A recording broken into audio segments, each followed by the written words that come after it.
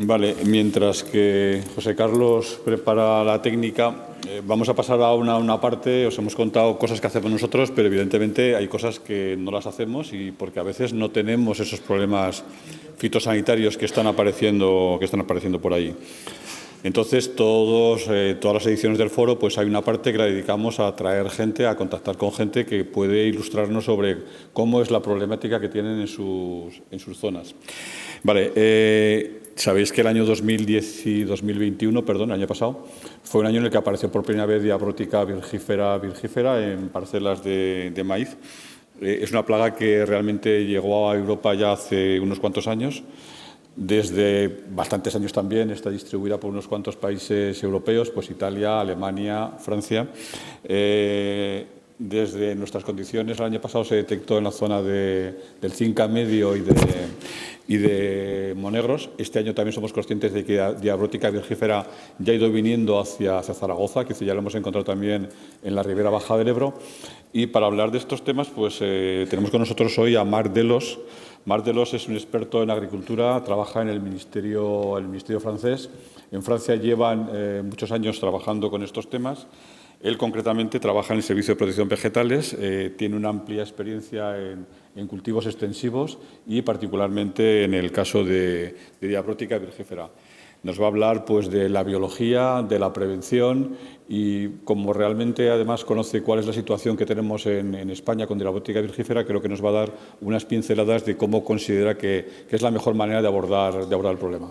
Pues sin más, Marc, adelante. Bueno, una cuestión. Marc se ha hecho un esfuerzo tremendo en venir desde Toulouse, que es donde trabaja, y además bueno, pues va a hacer un esfuerzo por hablar en castellano. Entonces, bueno, pues si hace falta le echaremos una mano. ¿Vamos? Tranquilo.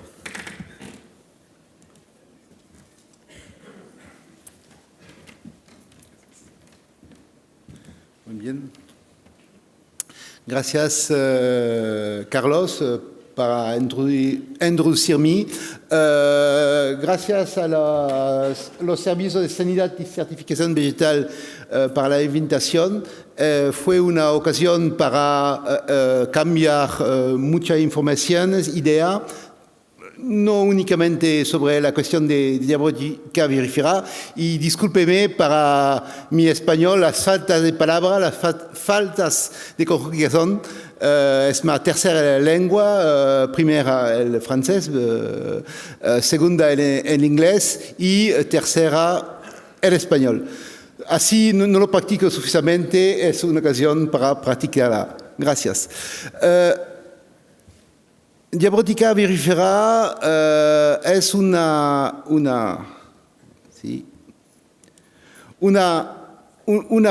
plaga que se encuentra en Francia después del año 2002, cerca del aeropuerto de París, de Charles de Gaulle. Pensemos a este tiempo que viajé únicamente con avión y voy a explicar que es un poquito más complicado que eso. La biología de Diabrótica virgífera es el insecto de $1.000 millones de costo en Estados Unidos de América, cuando se desarrolló completamente en los campos de maíz. Biología del insecto. Los huevos de Diabrótica virgífera se encuentran durante el invierno en el suelo de los campos de maíz y las primeras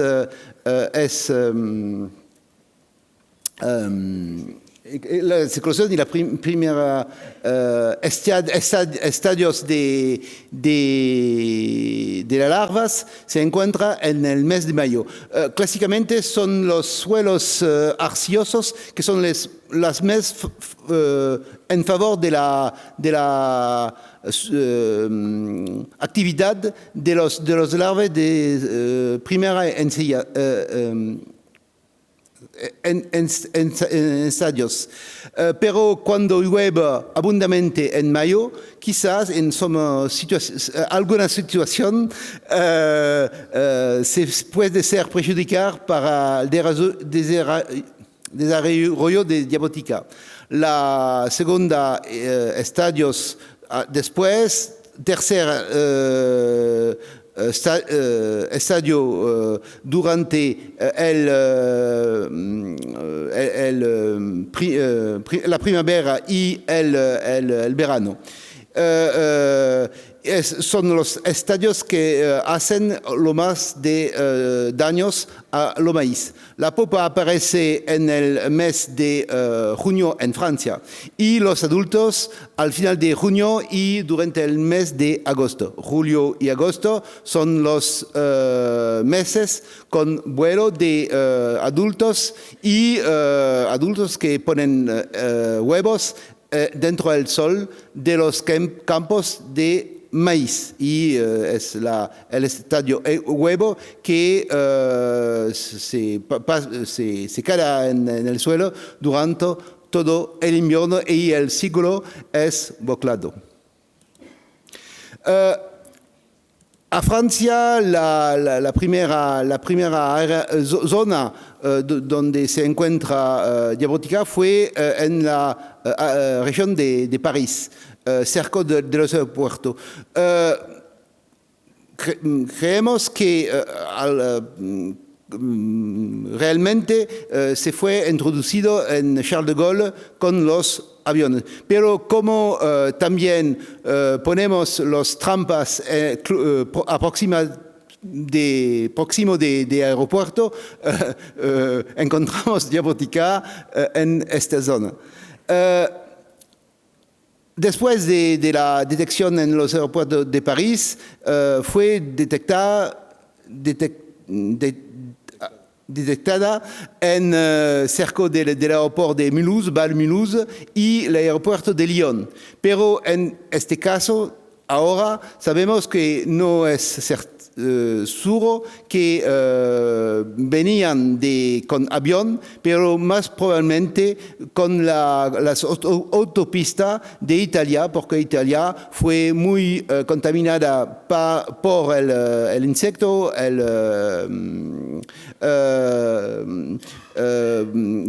antes de la Francia. Milán es únicamente a 400 kilómetros de Mulhouse, Val-Mulhouse, y Milán es únicamente a 300 kilómetros de Lyon. Y así se explica por qué la España fue contaminada por diabética después de la Francia, porque la distancia del foco máximo en Europa, foco máximo en Europa, la distancia fue más importante. Así,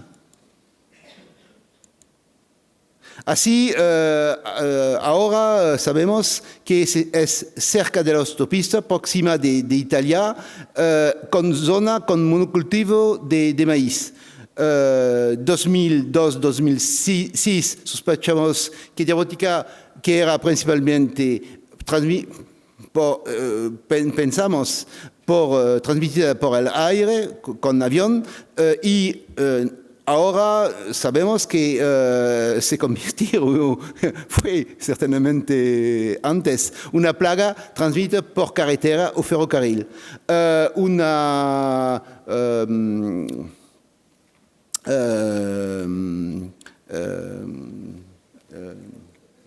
En francés, c'est les autostoppeurs. Autostoppeurs. Ah, quiere decir que es como si una plaga hiciese autostop. O sea, que hace autostop y se difusa con coche, con camiones. Aquí podéis ver la aumentación de número de trampas en Francia de 2006 a 2012 y la reglamentación de Diabrotica, la erradicación o la periodo de erradicación se acabó en 2014 en Francia y después fue una plaga que fue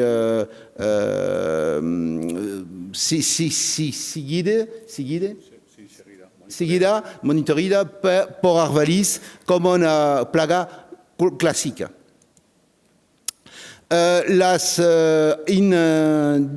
En 2012 y año anterior, las más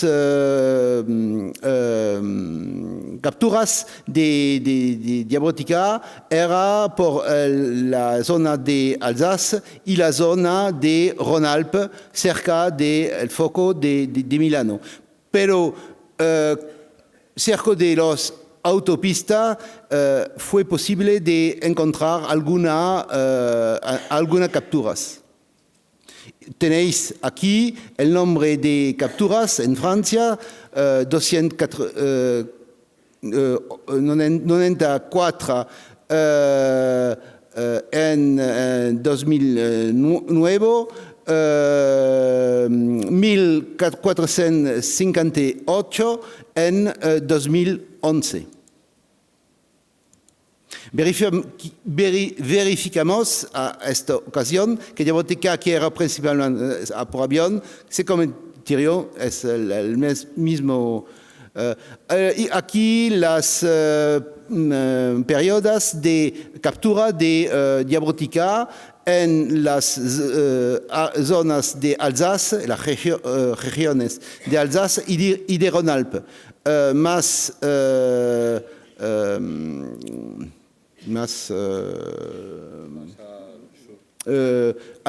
tarde en 2012 y más pronto antes en 2011.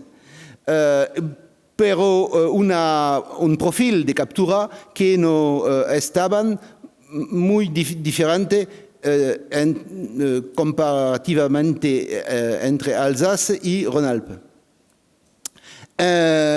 Así, en 2012 las capturas eran significativas, más tardías que en 2011. Explicaba esta observación, explicaba por el clima más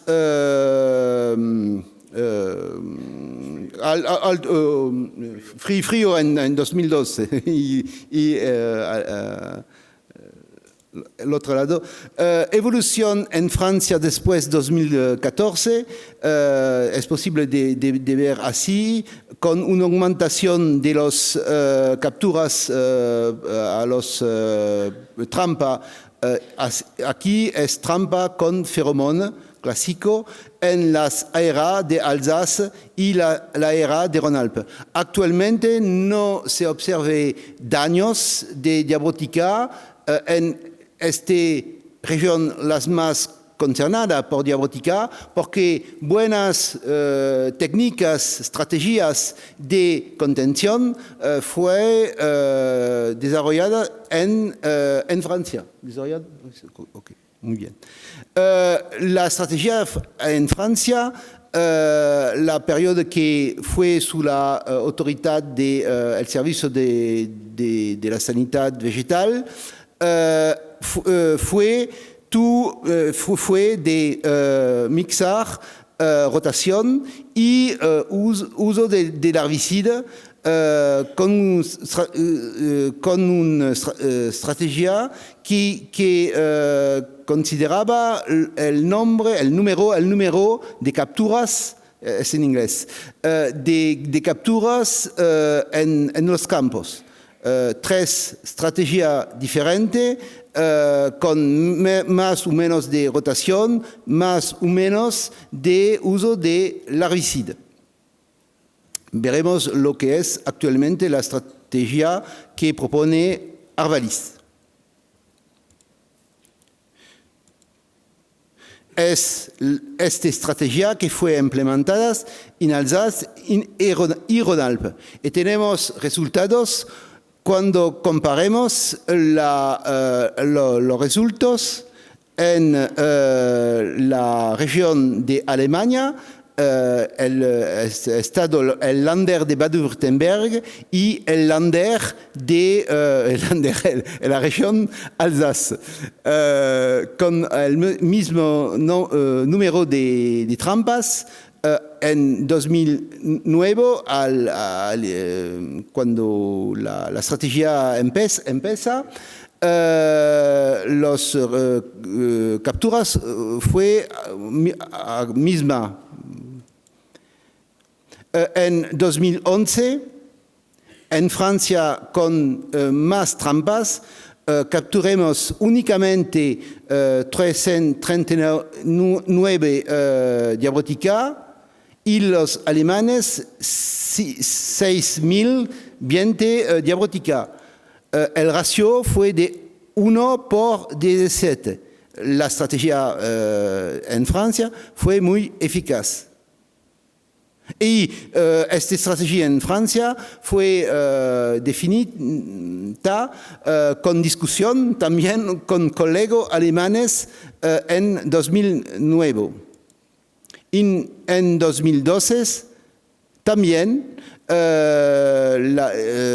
observamos una gran diferencia con únicamente 802 capturas en Francia y 5.083 capturas, 803 capturas en Alemania. Estos diabrótica, la implantación de diabrótica en esta zona, en el valle de Rin, la origen es los diabróticas que fue transportada por camión o tren de Italia, de la zona de Milán.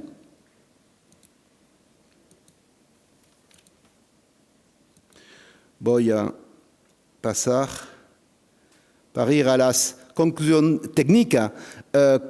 Conclusión técnica, después veremos las conclusiones políticas. La rotación es la piedra angular, pero la rotación, maíz y otra cultura que no es sensible, que no sirve a multiplicar el insecto, la plaga, es la piedra angular, pero necesita superficie importante para ser perfectamente eficaz. Debe ser económica, es más fácil cuando económicamente aceptable por los agricultores. Un punto muy importante es los rebrotes de maíz en las culturas que siguen el maíz durante la rotación, soja, girasol. No es posible con el trigo porque la periodo de cultura del trigo no permite rebrote de maíz. Así la rotación es más eficaz con cultura de invierno, sí, como el trigo. Pueden reducir la eficacia de la rotación y la no separación entre campos afecta también campos de maíz, afecta la eficacia de la rotación. En la estrategia antes 2014, diabrótica fue sobre la reglamentación y actualmente es posible, se usa productos fitosanitario, herbicidas. Hay mucho trabajo para definir algunos productos naturales, algunos medios biológicos para tener eficacidad como al nivel de los productos fitosanitarios. Veremos a la fin de la presentación. Enseño en Italia y en Inglaterra, mostráis sí, y interesante eficacia de peritrinoides aplicado en línea de siembra, 60 a 10% de reducción de la emergencia de adultos en poblaciones de diabética estabilizadas. Y si la combinamos con retraso de la siembra, la eficacia es mayor.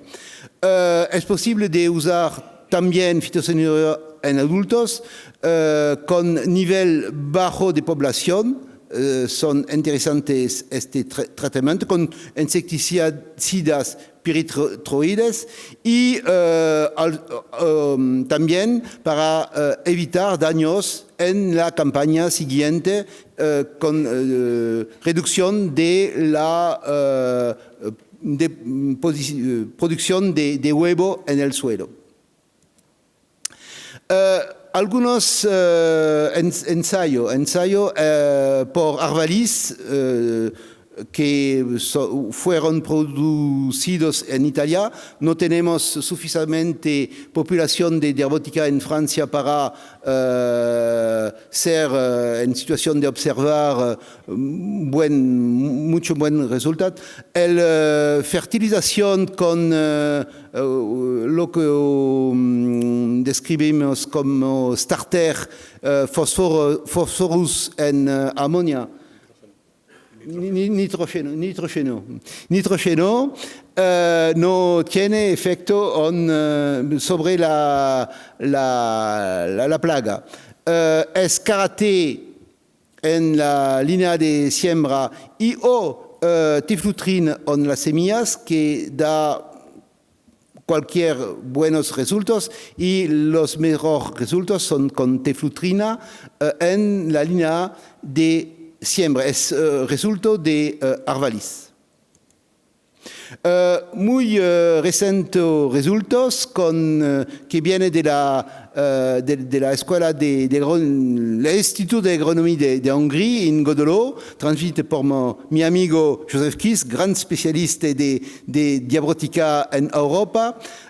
Compara clotianidina en las semillas, cipermetrin microgranulas en la línea de siembra, nematodos entomopatógenos y tiflutrin en microgranul. Podemos observar eficacia con emergencia de adultos, daños en las raíces generales, daños en raíces y muy importante daños en raíces aquí con buena eficacia en los grandes daños en raíces. Un punto muy importante, clotanidina fue utilizado por los alemanes antes de 2009, pero actualmente ahora clotanidina es prohibida en Europa, y una de las razones por cual fue prohibida es que con este uso en Alemania, en mayo de 2008, se observó destrucción de población de abejas muy importante, con colza cerca de los maíz y partículas de producto de tratamiento de las semillas que vuelan con los colza al estadio de floración, con muchos daños sobre las abejas. Una de las razones de la interdicción, de la prohibición de clotanidina en Europa. Así es un resultado, pero ese resultado no es posible de usar, de practicar en el campo, porque el producto es ahora prohibido. Aquí la estrategia que propone Arvalis en Francia, un poquito complicada con esta presentación, Es la razón por cual resumimos en dos diferentes zonas. Una zona con poca captura en la parte de Francia que es menos contaminada por Diabrotica. Consideramos menos de cuando no hay captura, no hay necesidad de tener estrategia. Menos de 100 capturas de adultos por trampe y por año, únicamente una rotación el año que sigue el año de detección de la Diabrotica en el campo. Si más de 100 adultas por trampa sexual, es importante decir sexual, porque la trampa sexual captura 10 veces más de adultos que la otra trampa, la trampa amarilla, que veremos después. Más que 100 adultos por trampa sexual, no puede haber maíz, no el año que sigue y no un año cada 6 años. Y estrategia por las zonas las más contaminadas, las primeras contaminadas en Francia, depende también del nombre de adultos capturados, pero en este caso es captura con las placas amarillas y la rotación es 1 por cada 4, 1 por cada 4 años y más aplicación de insecticida en la línea de siembra y más de 5 adultos por placa y día, no puede haber maíz el año siguiente y en este caso es un cultivo de maíz un año por 2. Conclusión política, fue una presentación en Berlín y en Berlín la media de la sala conocía Bugarach. Bugarach fue un pueblo francés muy conocido en 2012 porque en países de norte de Europa se pensaba que esta montaña fue el único lugar donde la población que sería aquí sería salva cuando sería la fin. Algunas personas decían a esta época que sería la fin del mundo. 2012 y fue antes de la fin de 2012. Este año no es la fin del mundo. La fin de un mundo quizás y un mundo con soluciones limitadas pienso que sí. Es la misma cosa para Diabrotica. La fin del maíz en la Europa no es. La fin de una manera de cultivar maíz quizás en un mundo con soluciones limitadas, pienso que sí. El cultivo de maíz contribuye a resolver un mundo con recurso limitado. La sostenibilidad para este cultivo es la clave y tenemos que compartirlo como la estrategia para limitar el avance de Diabrotica. Gracias por su atención y disculpe para mi español cualquier difícil. Muchas gracias.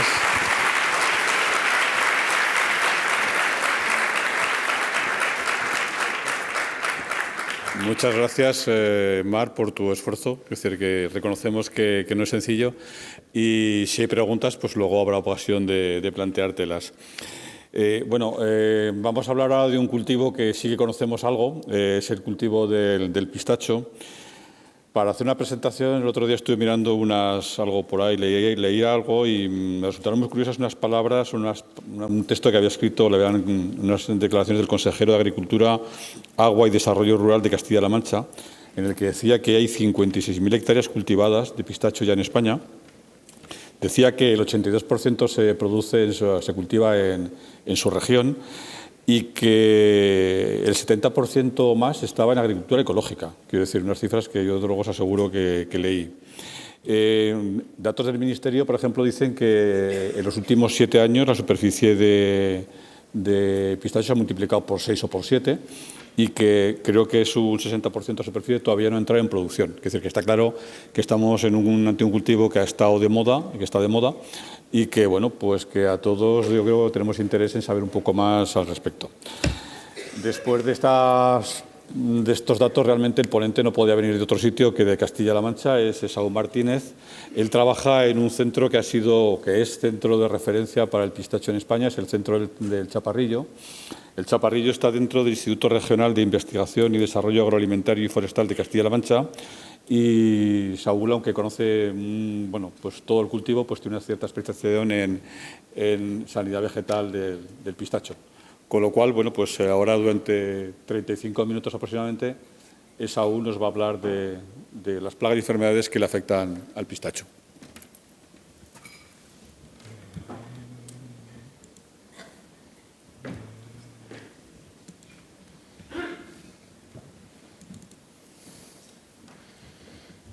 Bueno, pues mientras me lo preparan, voy a empezar dando las gracias a Carlos María, a Emilio Betrán, al resto de compañeros, Pilar, por la acogida, el buen recibimiento que me habéis hecho, también, lógicamente, al Centro de Sanidad y Certificación Vegetal, al Gobierno de Aragón, a Ibercaja. Y, bueno, pues para mí es un placer estar aquí. Siempre cuando vengo, pues me tratáis de maravilla. Así que vamos a ver, voy a hacer una pequeña píldora de lo que es el pistachero. Vamos a hablar más general. Hasta ahora hemos tenido una charla muy interesante, muy concreta, sobre plagas muy concretas, y ahora vamos a hacer algo más genérico, ¿vale? Deciros antes de nada que voy a ir muy deprisa en estos temas, pero que tenemos el Centro de Agrario Chaparrillo a vuestra disposición y pues os animo, allí hacemos cursos de formación, tenemos un servicio de asesoramiento, de atención de dudas y todo eso. Como es un cultivo muy reciente, pues tratamos de ayudar bastante a los agricultores y a los técnicos. Bien, pues vamos a empezar con una pequeña introducción, luego hablaremos de algunos problemas fitosanitarios y luego ya entraremos rápidamente en plagas y enfermedades. Y luego, si me da tiempo, pues un poquito de un proyecto que tenemos de estudio de nuevos productos para el control ecológico de plagas. Como bien ha dicho Carlos María, pues estamos en el año pasado ya en las 56.000 hectáreas aproximadamente, y yo manejo otros datos, no hay datos concretos para todo el territorio nacional, pero quizá en Castilla-La Mancha sea un 70% ecológico, puede ser. Yo lo bajaría a eso, a un 45-50% de superficie certificada como ecológica, y más que nada porque mucha gente lo que hace es que se espera los 2 o 3 primeros años, que es lo más difícil para establecer la plantación, y luego ya solicita la incorporación a la certificación ecológica. ¿Por qué? Porque hasta dentro de 6 o 8 años no vamos a tener producción, que es lo que realmente le va a dar beneficio al agricultor. Pero sí que en la presentación pues voy a hablar bastante de productos ecológicos, y nosotros también desde allí del centro tratamos de impulsar la agricultura ecológica en pistacho, porque vemos que es una salida bastante competitiva para nosotros, para España en general. Veis que en términos absolutos de frutos secos en España, pues sigue representando, aunque parece una gran cantidad, pues el 7% de la superficie de frutos secos, y en Castilla-La Mancha creo que es el 8 o el 9, andará por ahí, porque también tenemos mucho almendro. Bueno, antes de nada, a mí me gusta, como os digo, tenemos mucho feedback, mucha atención a agricultores y mucha gente que nos viene allí muy ilusionada con el cultivo del pistacho. Pues a mí me gusta primero poner un poquito de barrera a la gente, que se choquen ahí, porque vienen con unas expectativas muy grandes, y además también os lo aconsejo a vosotros, sobre todo los que sois técnicos, los que trabajáis en ATRIAS o en la administración, pues ser precavidos con la gente, porque esto veo que hay agricultores que vienen como una tabla de salvación, un último recurso para salvar su explotación, pensando que es el oro verde, como dicen en los medios de comunicación, que son siempre muy sensacionalistas, pero no es muy acertado hablar así. Entonces vosotros os toca hacer un poco labor pedagógica y decir, bueno, esperaos, que el pistacho también tiene sus problemas, ¿eh? Lo primero, que el precio ya está bajando. Lógicamente, como en todos los productos, pues habrá que buscar nuevos mercados, habrá que buscar nuevas fuentes de retorno, pero de momento los precios ya no son los que eran. Sí que es verdad que ahora mismo pues, las plantaciones nuevas que se hacen van a ser mucho más productivas, lógicamente, pero siempre que estén bien llevadas y bien asesoradas. Bueno, ¿qué problemas tenemos?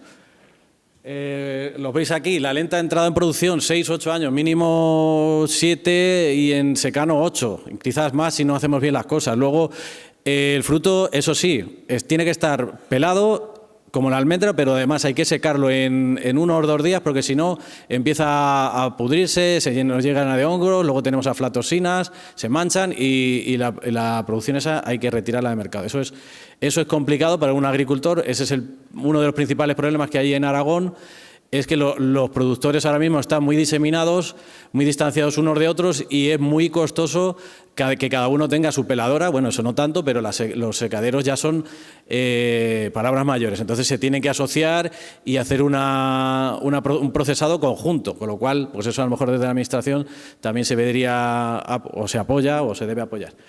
Hay que poner mucho dinero al principio, lógicamente, si no tenemos cosecha hasta los 8 años, pues lógicamente hasta los 9 o 10 años, como mínimo, no vamos a retornar la inversión. Eso es malo para un agricultor porque no puede esperar 9 años para obtener retorno de la inversión, pero también hasta ahora ha ido dejando fuera a los grupos de inversión o los grandes grupos financieros que se metían en la agricultura, pues sabéis que se han metido en muchos otros sectores y aquí les daba un poco de reparo ese tiempo de espera, que con las nuevas variedades y con nuevas técnicas pues se está reduciendo. Esto que siempre ponía los canales de comercialización muy estrechos significa que había pocas industrias donde llevar nuestro producto. Esto todavía pasa aquí en Aragón, pero en Castilla-La Mancha pues ya estamos presenciando una explosión de actividad industrial en cuanto al procesado del pistacho. Ya no es tan difícil, pero hasta hace 4 o 5 años el agricultor tenía, igual que aquí, pues cogerse la furgonetilla e ir con sus sacos de pistachos a ver quién se lo compraba, a 100, 200 o 300 kilómetros. Eso era otro problema añadido, que también se lo tenéis que recordar al agricultor. ¿Cómo lo vas a vender luego? Y luego, en cuanto a temas biológicos, pues dioecia es un término botánico que significa que hay árboles macho y árboles hembra en pies distintos, separados, aunque realmente se pueden injertar tanto macho como hembra en el mismo patrón, igual que cualquier otro frutal, pero eso da otro problema, que es que el macho acaba dominando a la parte que sea hembra del árbol, entonces se recomienda poner los machos aparte.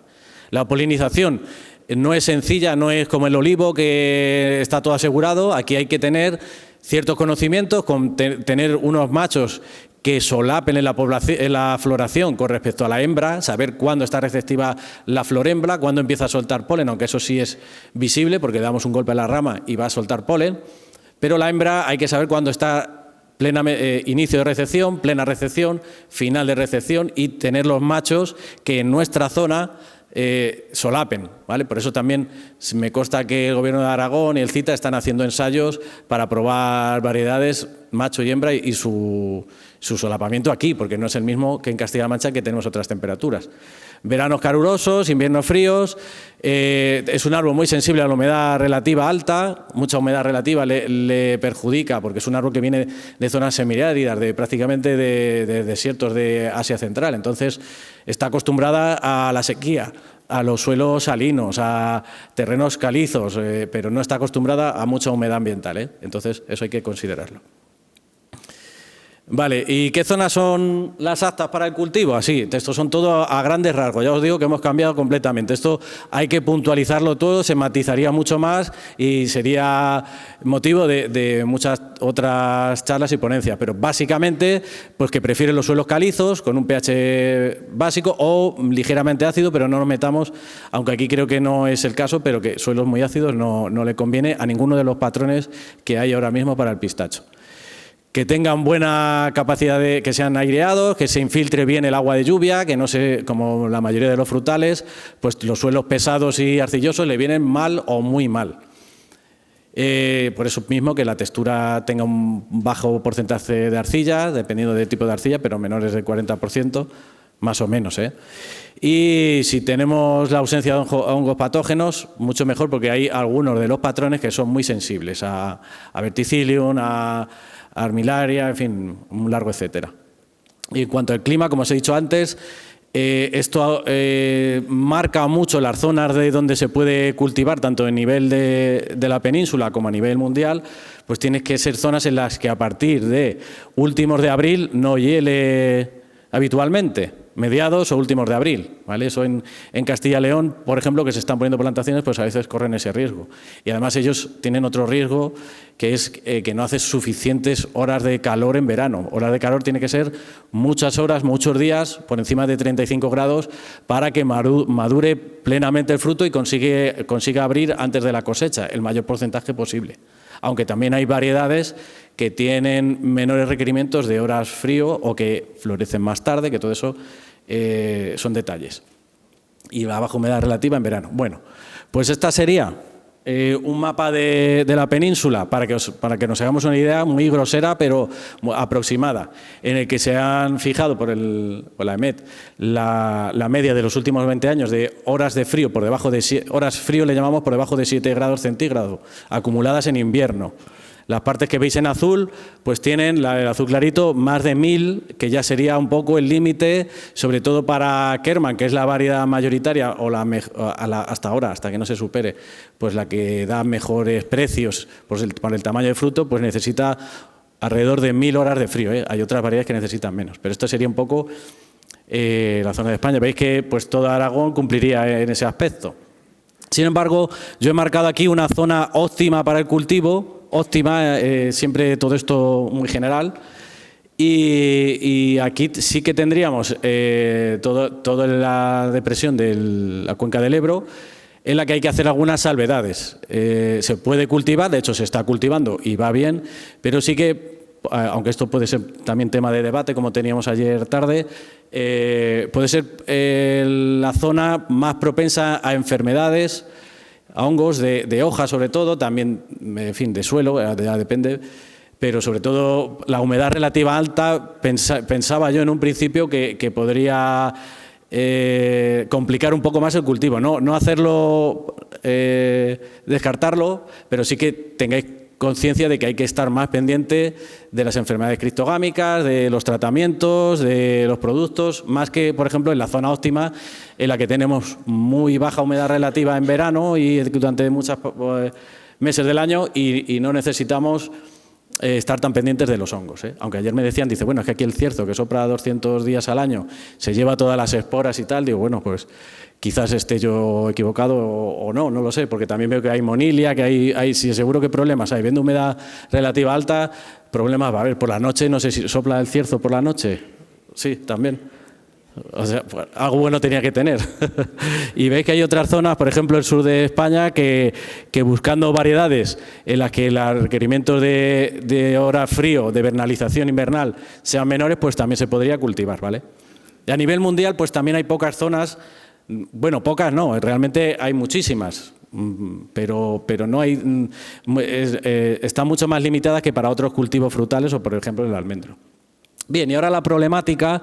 Aquí he marcado 3 cosas que nos van como expertos que sois en sanidad vegetal, pues algo que va a marcar un poco el futuro de la sanidad vegetal en pistacho, pues que tenemos que entre todos ayudar para que el Ministerio acepte más materias activas, que ahora mismo hay poquísimas, aceptadas para, ya sabéis que en el cuaderno de campo pues el agricultor tiene que reflejar un producto que esté autorizado para ese cultivo, con esos usos, etcétera, etcétera. Y para el pistacho, desgraciadamente, pues hay pocas materias activas. Los productos fitosanitarios ecológicos hay pocos, son poco eficaces. No hay umbrales de tratamiento fijados como en otros cultivos que nos digan a partir de tantas hojas afectadas hay que hacer un tratamiento, etcétera. De esto no está estudiado todavía, lógicamente. Y luego, aunque tenemos a nivel general las plagas que tiene el pistacho son pocas y no son tan agresivas como en otros cultivos, pero plagas y enfermedades, pero esto va a ir poco a poco, va a ir a más, lógicamente. Y aquí os marco 3 de las siguientes plagas que nos pueden hacer daño, Aquí tenemos el Navel Worm, a la izquierda esa polilla que no sé si tanto como ha dicho el compañero Marc de la diabrótica, que estaba evaluado en Estados Unidos en más de 1.000 millones de euros de daños, pero sí que es un problemón en toda California, el Valle Central, para todos los frutos secos y para muchos cultivos. Esta polilla, creo que es Amilois, bueno, no recuerdo el nombre, pero esperemos que no llegue aquí. Pero tenemos que estar en frontera poniendo trabas porque es una polilla que su gusano hace muchísimo daño en frutos secos. Aleomorpha alis, que ya la tenemos instalada en la península y también hace daño en pistacho y chinche marmolada, se le conoce de otras maneras, y ese que veis ahí que parece el adulto del gusano cabezudo, el Carnodis tenebrionis, pero no es una especie que de momento solo está en Turquía y en Asia Media, se llama Carnodis cariosa, pero que tiene la particularidad de que sus larvas atacan a todas las especies del género Pistácea. El gusano cabezudo no ataca, de momento no tenemos constancia de que ataque a Pistácea, pero esta otra que es muy muy parecida, Carnodis cariosa, pues sí que ataca. Y en Turquía pues es un grave problema. También le ataca Xylella fastidiosa, ¿vale? Por si alguno quiere preguntarlo. También recomendaros a los técnicos pues que consultéis la guía de gestión integrada de plagas del Ministerio, que está bastante bien, como en todos otros cultivos, y voy a pasar rápidamente a hablar de 4 plagas y 3 o 4 enfermedades. La clitra es quizás la más llamativa en cuanto a efectos, pero no es tan grave económicamente. ¿Por qué? ¿Por qué digo esto? Porque para las plantas pequeñas representa un grave daño, pero bueno, ahora lo veremos, pero es más el susto que luego la planta se recupera. Es una plaga que solo dura un mes, desde mediados de mayo, dependiendo de cuando suben las temperaturas ya hace calor fuerte, hasta mediados de junio. Luego tenemos castañeta, que es plaga compartida con otros cultivos, chinches en general, silas y polilla de la harina, ¿vale? Bueno, pues la clitra es un crisomélido, polífago, ataca más a otros cultivos, pero en pistacho se ceba especialmente y además en focos localizados, con lo cual te pela un árbol completamente de 1 o 2 años. Si es ya adulto, pues no le llega a hacer graves daños, pero en las plantas pequeñas, sobre todo la planta recién injertada, sí que puede defoliarla y matarla completamente. Como os digo, el periodo crítico, abril o mediados de abril, finales de abril y todo el mes de mayo, siempre cuando empiezan las temperaturas por encima de 30 grados. No sabemos muy bien todavía el ciclo completo de este insecto, pero parece ser, por similitudes con otras especies del género, pues que las puestas las hacen los adultos en las hojas y la larva nada más la hacer cae al suelo y las hormigas se las llevan a los hormigueros donde deben tener algún tipo de asociación o simbiosis y ahí pasan el invierno alimentadas por las hormigas o comiendo detritus y luego salen otra vez para completar el ciclo como adulto en el mes de mayo. Los daños, pues son los adultos que, como veis, pelan las hojas y atacan en focos, ¿vale? Un proyecto de investigación que vamos a empezar dentro de poco, pues es tratar de localizar con drones en plantaciones grandes dónde están esos focos y hacer los tratamientos fitosanitarios simplemente en esos focos y no en toda la plantación. Aquí no se aprecia muy bien, pero veis ese pegote de clitras, como le llamamos nosotros, o galeruca, realmente es la Vidostomys lusitanica, aunque el nombre de clitra viene por otra especie del género. Cuando se vio en pistachos se identificó erróneamente, no éramos entomólogos y lo identificamos mal, entonces luego se vio que realmente la especie más dañina, hay otras, pero la que es gregaria y ataca es la Vidostomys lusitanica. También tiene preferencia por especies arbenses o malas hierbas del género rumen, las romazas de toda la vida, las acederas, todo eso le gustan todavía más que el pistacho. Aquí las veis, entonces siempre que hay plantas de este tipo en una zona son indicativas, nos están avisando con antelación de que va a haber una explosión de clitra en los próximos días. También está una poligonácea, la 1000 nudos, también les atrae mucho y siempre que haya de estas en la parcela, el escarabajo la prefiere y acuden ahí. Y hay gente que dice, bueno, pues yo las voy a dejar y así no tengo que hacer tratamiento, que se las coman, pero no sabemos que muchas veces no sabemos si eso es peor porque además atraes a todas las poblaciones de clitra o de labidostomis que pueda haber por la zona y cuando se hayan comido las poligonáceas y los rumex, pues van a ir al pistacho no sé, hay que tener mucho cuidado con estas cosas. Medidas culturales, pues labrar, en ataques localizados se pueden recoger, esto sería algo muy puntual, pero en ecológico se puede hacer. Hay piretrinas, que ya sabéis que el problema que tienen es que se desactivan, piretrinas naturales se desactivan con la luz solar y duran poco tiempo. Y además esta plaga es recurrente durante todo ese año, cada 4 o 5 días está habiendo subidas, de golpe aparecen nuevos ataques. Piretroides ahora mismo, según creo recordar, la última vez que consulté el registro de materias activas, me parece que era cipermetrina, había una al 5% y ahora la única que hay es al 2,5%, con lo cual vamos teniendo menos herramientas. La tierra de diatomeas es un producto ecológico, pero aquí quizás no es el foro para dar este consejo. Parece que actúa como repelente, pero no está autorizado realmente para, ya sabéis que ahora en los productos fitosanitarios ecológicos se manejan igual que los convencionales. Tienen que estar autorizados por el Ministerio, previamente por la Unión Europea en las directivas como producto ecológico y luego además tiene que estar autorizado para ese tratamiento concreto, para la plaga que sea y en ese cultivo. Entonces, las diatomeas creo que están autorizadas para el tratamiento de los establos, para pulgas o otros problemas. Entonces, hay que tener mucho cuidado con esto. Vale. Castañeta, Vesperus sp pongo porque siempre hablamos de Vesperus asarti, pero vemos que hay alguna otra especie que también, muy parecida, del mismo género, que también ataca a las raíces. Y es un problema, sobre todo en plantaciones donde ha habido viña. Por ejemplo, aquí en el campo de Borja hay un pistachero que arrancó unas 5 o 6 hectáreas de viña antigua y sin saber nada del tema, pues puso la planta de pistacho, como veis ahí la foto.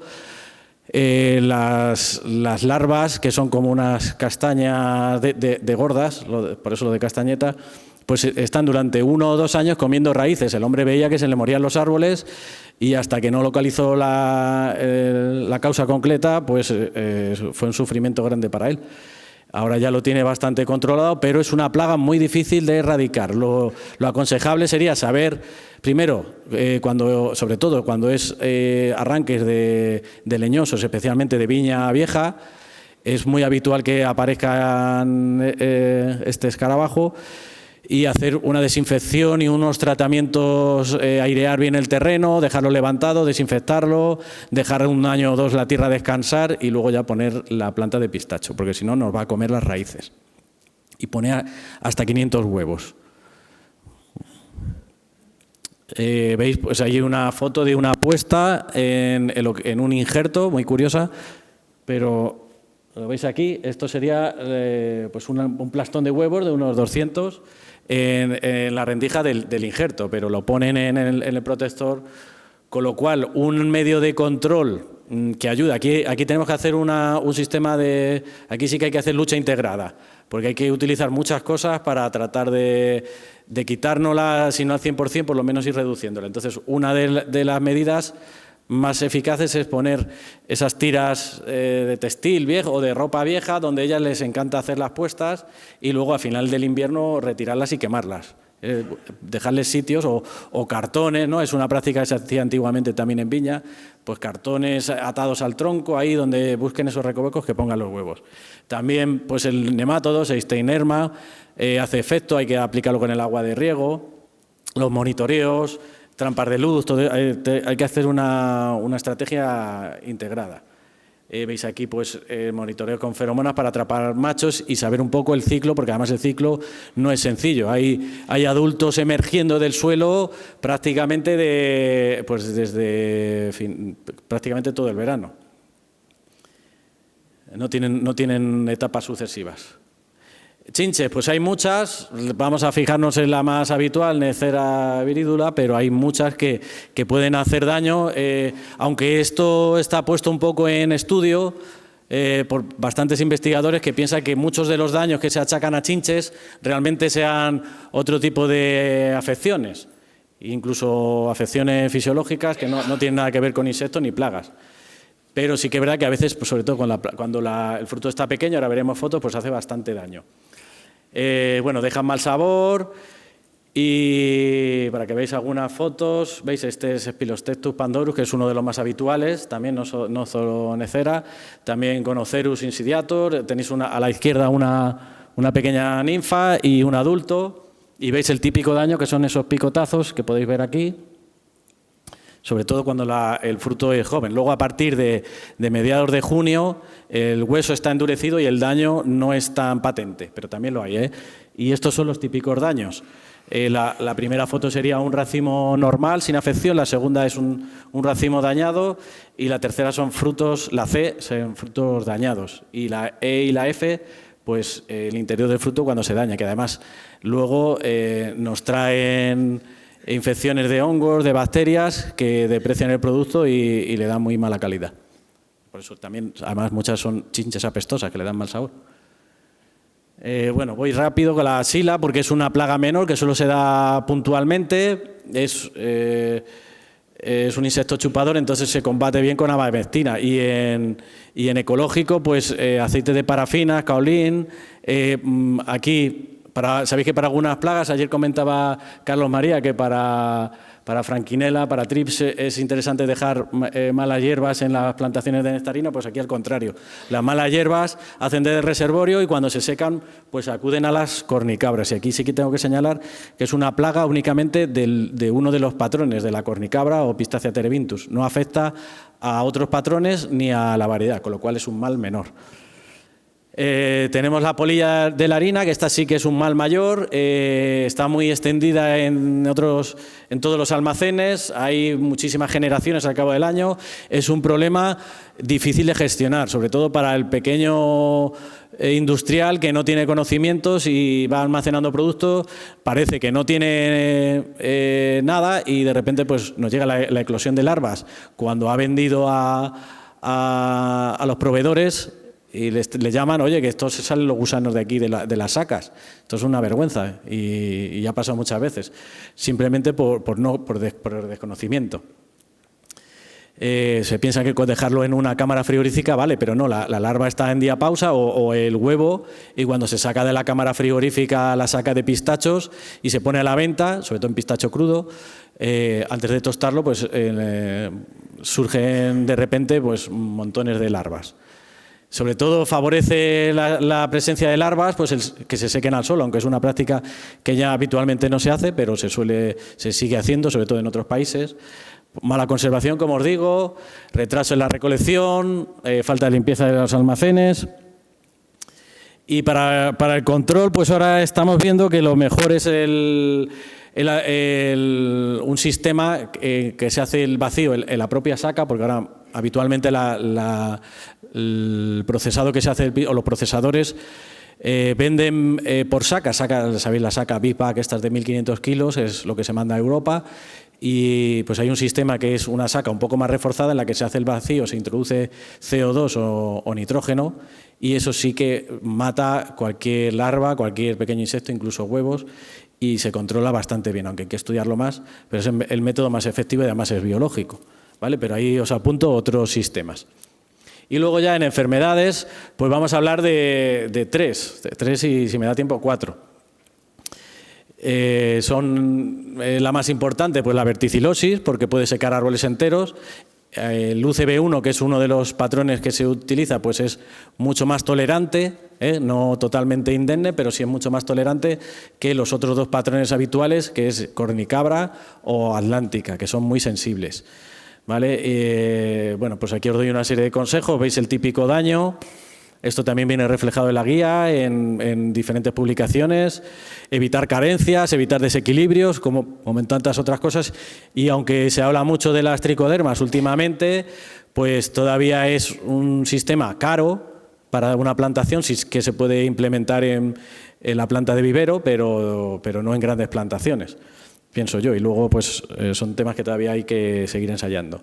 La botriosfera, el hongo aéreo, también da muchos problemas, es la llamada habitual, siempre que tenemos el paso de algún frente lluvioso en primavera y con subida de temperaturas, pues empieza a hacer efecto esa botriosfera que ha estado escondida en las yemas o en las ramas, las esporas pues germinan y secan brotes, incluso panículas, en primavera, y la gente nos llama desconcertada y tal, ya el daño ya está hecho, pero bueno, se puede prevenir con este producto que os pongo ahí, que de momento tiene autorización excepcional, hay que estar renovándola todos los años y es el único producto que se muestra medio efectivo, Boscalida más piraclostrobin. Alternaria, que bueno, pues es una enfermedad de hoja, no es tan problemática como quizás botriosfera o verticillium, aunque en vuestra zona quizás tenga otro protagonismo, no lo sé. Sí que afecta también al fruto, con lo cual las pérdidas pueden ser importantes, sobre todo en verano. El quemar desechos, en fin, aquí hay diferentes medidas, incluso en ecológicos parece ser que se controla con oleato potásico, propóleos, extracto de quiseto, de cola de caballo. Pero a base, estos ecológicos, la gente que es ecológica lleva muchos años, sabe que tiene que hacer muchos tratamientos para controlar. No le vale uno y me olvido. Tiene que estar durante todo el verano, saben ya con anterioridad que tienen ese problema y se previenen a base de 3, 4 o 5 tratamientos estivales. Sectoriosis, la enfermedad producida por sectoria. Pues es muy común, hay años que ataca mucho y hay otros años que no ataca nada, solo se circunscribe a la hoja, con lo cual es una plaga o es una enfermedad que debilita al árbol, pero para el año siguiente el árbol empieza de cero y aunque hay defoliaciones muy grandes, sobre todo en septiembre, que pueden hacerle perder reservas, pero no son daños muy apreciables. Es más, el susto que nos llevamos de ver que el árbol en mitad de septiembre o a finales de agosto, 1 de septiembre, en cuestión de una semana pierde toda la hoja y se le cae. ¿Qué situaciones, qué condiciones hacen que esto se dé? Pues la infección inicial se produce normalmente en abril, después de unas lluvias. Ahí sería conveniente, si ya hemos tenido sectoria otros años, pues hacer unos tratamientos preventivos, uno por lo menos, después de lluvias y temperaturas altas.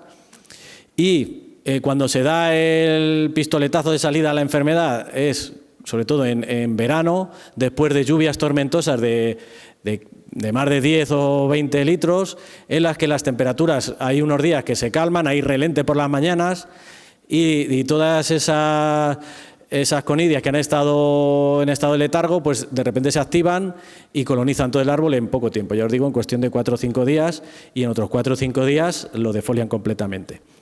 Ahí puede pasar, por lo menos allí en nuestra zona, un año cada 5 o 6, ¿vale? Pero aquí puede ser que sea más a menudo y hay que conocerlo. Hay que diferenciar estas manchas, perdóname que pase rápido, que tenga aquí apuntadas algunas medidas de control, pero bueno, la charla está disponible para consulta, tanto en el centro de sanidad como allí en el Chaparrillo, si queréis os la paso.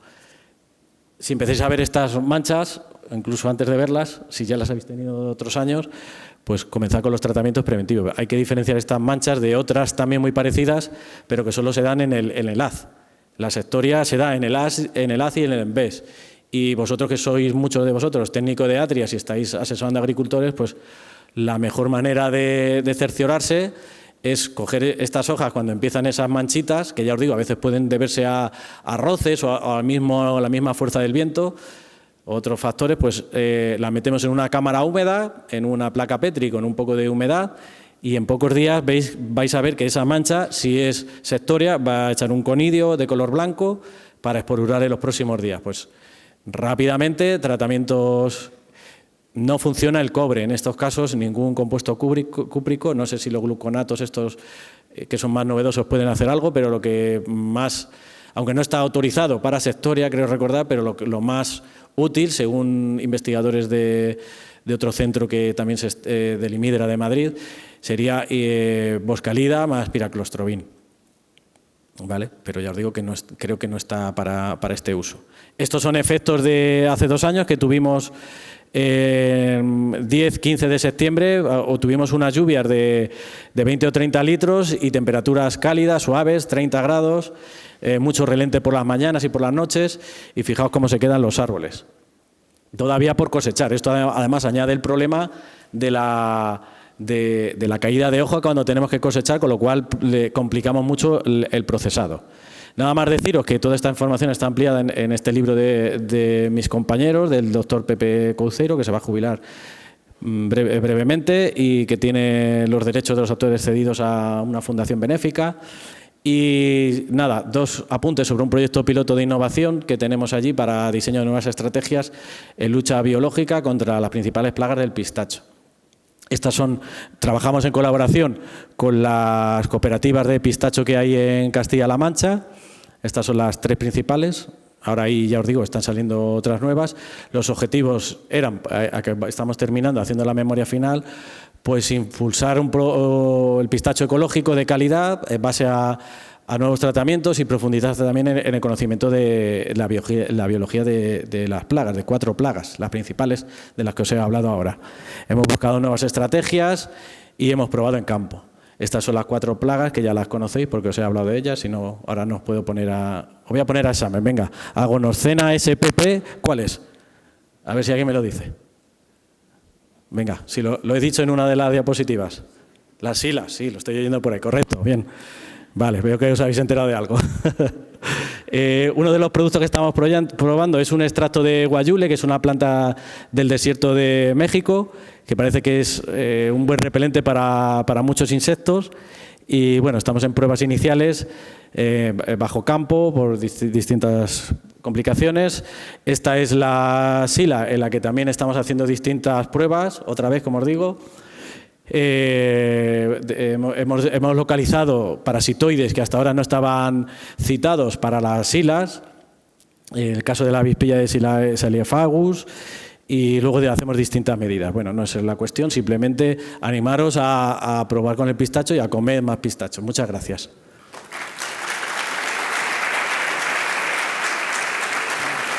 Perdón por la...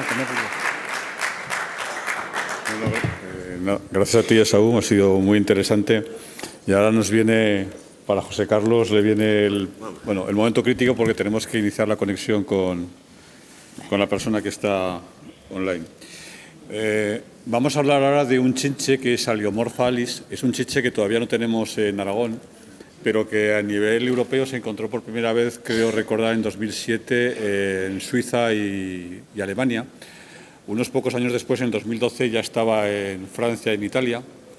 Y creo que fue en el 2016 cuando llegó a España. Concretamente, sabemos que está en Gerona, sabemos que está en Lérida. Como digo, nosotros no lo tenemos, pero es un insecto que puede producir severos daños pues, en cultivos frutales, en hortícolas, también en pistacho. Yo no lo sabía hasta ahora.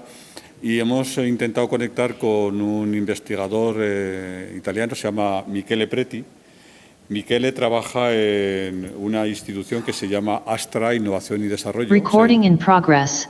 Se dedica a hacer ensayos, a experimentar ensayos con todo tipo de cultivos. Tenemos la suerte de que él estuvo estudiando una temporada, un tiempo en Lérida, de tal manera que bueno, pues se puede expresar bastante bien en castellano. Lleva desde 2015 trabajando. ¿Me escucháis? Hola, ¿Sí? Michele. Hola, Michele. ¿Estamos listos? Estamos listos. ¿Me escuchas? Sí, perfecto. Vale, pues nada, simplemente estaba acabando tu presentación y estaba diciendo, tú hablando de tu conocimiento del castellano porque estuviste estudiando en Lérida y después estaba hablando de tu experiencia desde 2015 con Aliomorpha, que es un insecto que, como ya sabes, nosotros en Aragón no lo tenemos y que está en otras partes de España, como Gerona o como Lérida, y simplemente ya pues dejarte unos 35 minutos para que hagas tu presentación. ¿Perfecto? Perfecto. Voy a compartir la pantalla.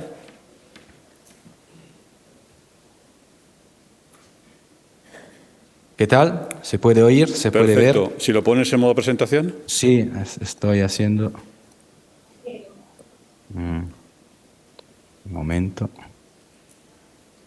Vamos a ver. ¿Ahora? Sí, perfecto. Adelante. Perfecto. Entonces puedo empezar. Sí, sí. Buenos días a todos y muchas gracias a Carlos que me ha dejado esta posibilidad y perdonáis mi castellano que no lo hablo muy de frecuente. Hoy hablamos de Aleomorfa y esto es un poco el índice de los contenidos. Empezamos con una rápida introducción de la plaga y cómo se puede hacer el monitoreo, el manejo, para acabar con el focus italiano que lo hemos hecho en estos años, desde el 2015 hasta hoy, con las perspectivas futuras del control, del manejo. Bueno, Aleomorfa es una especie que no me paro en estas diapositivas, que hace daño porque tiene las piezas bucales perforadoras chupadoras y con la saliva causa una reacción fitotóxica en las plantas, en particular en los frutos y en las semillas, que se van a deformar, van a cambiar la consistencia, la textura de los frutos. Y hay que saber cómo reconocerla, entre otras plagas y otras chinches. Aquí tenemos las diferentes etapas del desarrollo. La ovación solitamente es de 28 huevos en una ovadura. La primera edad no hace daño porque se para sobre la ovación y se alimenta con las bacterias endosimbiontes que la madre ha dejado en la ovadura. Desde la segunda edad hace daño y el adulto son machos y hembras con un dimorfismo sexual. Los machos son más pequeños y tienen al final del abdomen una parte diferente que se puede reconocer entre machos y hembras. Hay especies similares, como por ejemplo en Italia tenemos Rhaphigaster nebulosa, que se puede reconocer porque tiene una apófisis espinosa metasternal que Aleomorfa no tiene, pero también hay otras especies que se pueden confundir. Por ejemplo, Dolichoris baccharum, que tiene ese escutelo amarillo, o la Pentatomas rufipes, que tiene un pronoto puntiagudos, o el Carpocoris, que es más pequeño y un poco naranjo amarillo. Bueno, lo que pasa es que tenéis que reconocer si hay y si no hay Aleomorfa entre otras especies de chinche que pueden estar en el medio ambiente. Hablando de Aleomorfa, tenemos que pasar muy rápidamente en la origen, difusión y ciclo biológico de la especie y hacer dónde se puede encontrar y cuál es el daño. La especie, el chinche asiático, es originaria del Asia, del Medio Oriente, como Corea, Japón y China, y la primera vez se ha puesto afuera de su lugar de origen en los años 90 en Estados Unidos, en la costa este, Pensilvania. Después en Europa ha llegado en el 2004 en Suiza. Ahora en el mundo está prácticamente en todos los continentes, con la excepción de la Antártica, con también algunos que la detectan en Oceanía, Australia, Nueva Zelanda, Estados Unidos, Norte de América, el Sur de América, toda Europa, también en África hay. En Europa, la primera vez ha llegado en Suiza, en Italia en el 2007, y como os fijáis en la mapa de Italia, en pocos años rápidamente se ha distribuido en todas las regiones. En Emilia-Romagna, donde estoy yo, donde trabajo, ha llegado en el 2012, la primera vez que la hemos detectada, y muy rápidamente se ha disperdido en diferentes regiones de Italia, en diferentes estados, incluido España, en Girona, Cataluña, que había desde el 2016. Aleomorfa es una especie muy invasiva, con un alto potencial de invasión y causa invasiones múltiples. Han hecho un estudio, este es el del 2017, entonces hace algunos años, que han ensayado la variabilidad genética del DNA de la chinche y encontrando, por ejemplo, en Italia una variabilidad genética muy elevada, esto quiere decir que ha sido introducida diferentes veces de diferentes partes. No es una singular población que se ha desarrollado, sino que estaban diferentes poblaciones de diferentes sitios, que han llegado en diferentes formas y en tiempos diferentes en Italia. Esto se puede ver, por ejemplo, en el 2013 había algunas poblaciones de origen de la China, y en el 2014 otras poblaciones de otros orígenes, así en el 15, 16 y hacia ahora. La dispersión de Aleomorfa es una dispersión activa que se puede desplazar con claramente los adultos que vuelan. Han hecho estudios en laboratorio pueden llegar hacia 70 y más kilómetros de distancia volando, pero prácticamente se desplazan de pocos kilómetros, como 5, 7, 10 kilómetros más. Y también los estadios juveniles pueden desplazarse con las patas y se mueven de metros, algunos metros, 10, 20, 30, 50, hacia 50, 60 metros, depende del tamaño del estadio juvenil. Pero la mayoría de las chinches se van desplazando con una dispersión pasiva, entonces son autostopistas que toman trenes, aviones, barcos y se mueven con los turistas, con las personas, con las cosas, con el tráfico que hay internacionalmente en la globalización.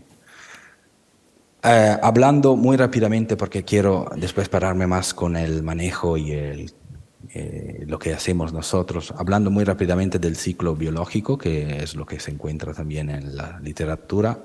Ya hemos dicho, tiene 5 etapas de desarrollo antes de ser adulto, y esta es una publicación de Italia desde el 15 al 17. Tenemos también los datos de los últimos años, pero hemos hecho ensayos de salida del invernamiento. La chinche, Aleomorphalis, pasa el invierno como adulto en lugares protegidos. Y desde enero, febrero hasta marzo, abril, mayo sale del invernamiento y se puede encontrar en la campaña, en el campo. Estos adultos de marzo, abril, mayo pueden sobrevivir hacia julio del año. Y son los adultos del año pasado, entonces son los adultos que se han desarrollado en el 2021 en julio 2021 y se puede encontrar hacia julio 2022 con una vida de casi un año. Estos adultos del año pasado producirán la primera generación. Entonces, al final de mayo se hace la cópula, machos y hembras se hacen parejas y son muy promiscuas también. Y las primeras ovaduras se van a encontrar al final de mayo, comienzo de junio. Y el periodo de la producción de huevos de la primera generación es de el final de mayo, comienzo de junio, hacia julio, agosto. Desde estos huevos, en más o menos un mes, depende de la temperatura, tenemos el desarrollo de los adultos de primera generación. Y estos adultos en unas semanas, 2, 3 semanas, pueden producir la segunda generación del año. Entonces tenemos 2 generaciones. La primera, que se ha desarrollado desde los adultos del año pasado, y entre junio y julio tenemos los adultos de la primera, y la segunda que se origina en julio-agosto y es la que se puede desplazar por el año futuro. Entonces, la mayoría de los adultos que hemos tenido en agosto-septiembre de este año, 2022, serán los adultos que salen del invierno 2023. Y se desarrolla en estas 2 generaciones. Así, esto se puede ver de forma diferente. En blue hay la curva de los adultos con el pico al final de mayo de del primer vuelo. Esta es una captura de trampas, entonces son adultos que se encuentran en trampas de monitoreo. Y al final de mayo hay la máxima salida de adultos. Después, el segundo pico de los adultos es en agosto. Estos son los adultos de primera generación y al final, septiembre, octubre, son los adultos de segunda. Azul y naranjo hay las formas juveniles, neánide y ninfas, que claramente se van desarrollando desplazadas de los adultos. Lo que es importante considerar en este gráfico es que tenemos, por ejemplo, en julio, una composición múltiple de individuos del año pasado, del año presente, de diferentes generaciones, de diferentes etapas de desarrollo. Entonces tenemos contemporáneamente huevos, jóvenes, adultos, y es muy sobrepuesto el ciclo. No es un ciclo definido, claro, que acaban y empiezan lo de después. Se overlapan. Esto es el clásico ejemplo de donde se puede encontrar el chinche asiático durante el invierno. Lugares altos, calurosos y secos. Altos también los techos de las casas, las habitaciones, las ventanas. Puede ser en las fincas, abajo de las mallas, cuando se van a a encerrar por el invierno. Puede pasar también en la naturaleza, en los árboles, pero la mayoría se van a agregar en situaciones de edificios artificiales. Y esto es posible porque conocemos que Aleomorpha alis comunica con una feromona de agregación. Exactamente, son dos isómeros, dos moléculas que producida por los machos adultos atraen machos, hembras y formas juveniles. Y los americanos han desarrollado atrayentes muy eficaces, muy atractivos, que consideran la feromona de agregación de la chinche asiática y un sinergista, que es una otra feromona de agregación de otra chinche verde, siempre asiática, que actúa como sinergizante de la feromona. Los cultivos donde se puede encontrar Aleomorpha y los daños, bueno, es más sencillo decir dónde no se puede encontrar. Depende claramente del contexto agroecológico, de la disponibilidad de recursos de plantas y de frutos y de semilla. Aleomorpha es muy polífaga, tiene más de 200 especies huéspedes y claramente prefiere las plantas con frutos y semillas. Entonces, por ejemplo, también en la soja la encontramos después de la floración, después que hay la semilla.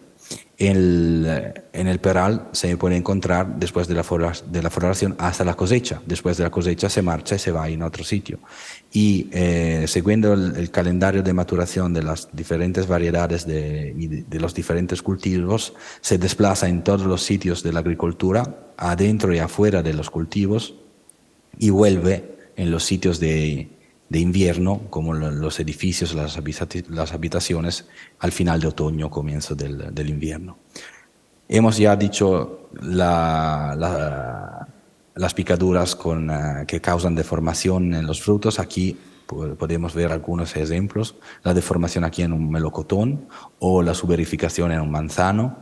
Lo que pasa, esto es importante recordarlo, es un fenómeno, el stay green en la soja, que la chinche se encuentra preferiblemente en la zona del perímetro, del borde. Entonces, donde se para y hace el daño, hay las plantas de soja que no maduran, no se pueden cosechar porque se quedan verdes, y las otras fisiológicamente se va a secar. Este es un problema por la cosecha de la soja, pero a nosotros interesa porque es un fenómeno que encontramos en todos los cultivos. La chinche es un insecto de la bordura, del perímetro de los cultivos. Es más fácil encontrarla en las partes del borde y menos en el centro de los cultivos. Esto no quiere decir que no hay en el centro. Hay también en el centro, pero se intensifica la presencia en el borde. Una última cosa, la primera edad no hace daño, no se va a alimentar sobre los frutos. Solo desde la segunda edad hacia el adulto son peligrosos. Aquí vemos muy rápidamente algunos ejemplos de daño en el tomate, en el pepino, en el pimiento, en la nuez, la actinidia. Claramente hay diferentes variedades con la pulpa amarilla o verde. Las verdes tienen el pelo y no la prefieren demasiado, pero lo que pasa es que el daño, esta suberificación interna, no se ve hacia el almacén. En la amarilla, las cultivas amarilla, el daño se puede ver en el campo porque cuando el fruto está picado, esto se cae al suelo, entonces vamos a perder la producción antes de la cosecha. Aquí vemos otros ejemplos de ciruelo, de naranja y a pistacho, hay de todo. Todos los frutos y las semillas le apetecen. Aquí también el melocotón y el peral. Esto es un ejemplo de abate fetel, una variedad que se cultiva mucho en Italia, con daños muy precoces. Estos son daños de mayo, comienzo de junio, cuando el fruto se está desarrollando. Entonces se va a desarrollar con deformaciones a la izquierda de la pantalla. Y hay también daños al final de la temporada, antes de la cosecha, cuando el fruto ya está con el tamaño final. En este caso no hay la deformación porque ya el fruto tiene el tamaño de la cosecha, pero puede ser que en el almacén, quitando la piel, se van a ver las decoloraciones, los cambios de consistencia, las superificaciones en la pulpa, en el interior del fruto. Entonces hay daños muy evidentes antes de la cosecha y daños que son latentes, que se pueden ver solo en el almacén, solo después de la cosecha. Aquí hay el manzano con depresiones de fruto y sus verificaciones internas, más o menos evidentes, y otros aceitunas, otros casos la soja, que es muy atractiva, y también sitios afuera de los cultivos, entonces plantas huéspedes como los acer campestre, acer negundo, con samaras y disamaras, frutos de semillas que son muy atractivos por la chinche, solo en la fase fenológica cuando tienes frutos, claramente. Así que con esta rápida introducción de la plaga de Alemarfalis, tenemos que fijarnos en cuáles son los motivos que la convierten en una emergencia fitosanitaria. El primero es que es una especie muy móvil, se puede desplazar muy rápidamente de forma activa y pasiva y con un gran potencial invasivo. Entonces se puede encontrar en muchos sitios. Después se puede adaptar más o menos a las diferentes situaciones. Por ejemplo, en Cataluña se adapta más a la situación húmeda de la provincia de Girona y se adapta menos a la situación un poco más seca de la provincia de Lérida. Pero hay también sitios cerca de los ríos donde hay cultivos en riego, no de secano, en riego, y hay situaciones de agroecosistemas con vegetación fresca y húmeda donde se puede encontrar. Y otros sitios donde hay cultivos de secano sin agua, muy seco, y esto no le apetece. Entonces es muy invasiva, pero después se va a desarrollar donde prefiere en diferentes sitios. Muy longeva, los adultos de julio se pueden encontrar el próximo año en julio, casi un año, muy prolífica, produce diferentes ovaduras y cada una con 28 huevos, muy polífaga. Tenemos casi todos los cultivos afectados, extensivos, hortícolas, frutales, de huevos de todos los tipos, pero claramente depende de lo que hay en el medio ambiente, de lo que hay, por ejemplo, en el norte de Italia, en South Tirol, tenemos la vid y el manzano, y Aleomorfa está en vid y manzano. En Emilia-Romagna, donde estoy yo, tenemos un montón de diferentes tipos de frutales, desde el melocotón, el albaricoque, el ciruelo, la actinidia, y manzano peral y otros, y afecta todos estos con diferentes preferencias, claramente, en los diferentes cultivos, las especies vegetales y también las diferentes variedades. Y lo más importante es que nos iba en todas las etapas de desarrollo, excluyendo, claro, los huevos y la primera edad. Entonces, me perdonáis, ¿qué podemos hacer para hacer un buen muestreo de campo, un buen monitoreo y después un buen manejo de la Aleomorfa? Primero es saber dónde hay, dónde no hay y cuándo llega y cuál es el tamaño de la infestación. Esto se puede hacer con el monitoreo visivo, el monitoreo con frappage, el canopy beating y también con las trampas. Hay de diferentes tipos. Nosotros estamos ensayando trampas desde el 2015. Ahora nos hemos fijado en este tipo de trampa con la pirámide Agbio, la negra, que es una de las más fiables también en otros sitios, en otros países como Estados Unidos. Y no quiero hacer publicidad a nadie, pero la feromona que funciona en todo el mundo es la D3C, entonces la feromona de los americanos que utilizamos también en Europa, también en Italia, y es la que ahora está en todos los sitios monitorando con feromona de agregación, emitida para los machos y que pueden atraer machos, hembras y formas juveniles. Los americanos han hecho también evaluaciones de la trapping radius, trapping area y otros parámetros de las trampas, pero claro, lo que quiero decir en esta diapositiva es que es diferente poner la trampa con la feromona en un sitio como esto, o en un sitio como un frutal, donde alrededor hay plantas altas, árboles y otras cosas. Entonces no es solo la feromona de agregación, sino la feromona de agregación y el odor del cultivo, del background que hay en el alrededor de la trampa que hacen el efecto. Entonces puede ser que la trampa, si la vas a poner en un sitio, no captura nada y la mueve de 10 metros, 15 metros, va a capturar, depende de lo que hay alrededor de la trampa. Y cerca de la trampa el daño aumenta. Por ejemplo, en Peral hemos hecho ensayos que desde 4 o 6 metros, vamos a decir 6 o 8 metros desde la feromona, tenemos un daño aumentado por la presencia de la feromona. El monitoreo es muy desafiante, es muy fatigoso, pero también muy útil para saber cuándo hay los periodos con riesgo de chinche. Bueno, hablando de protección integrada, hablando de manejo de aleomorfa, no voy a pararme en esta diapositiva, sino por decir que todos conocimos los conceptos de protección integrada de cultivos, donde el control sería la última medida, el último método que tenemos que utilizar. Cuando hay esta plaga, el control químico, el utilizo de insecticidas es la primera forma de defensa que los agricultores utilizan y la menos eficaz, pero como primer efecto va a ser control químico.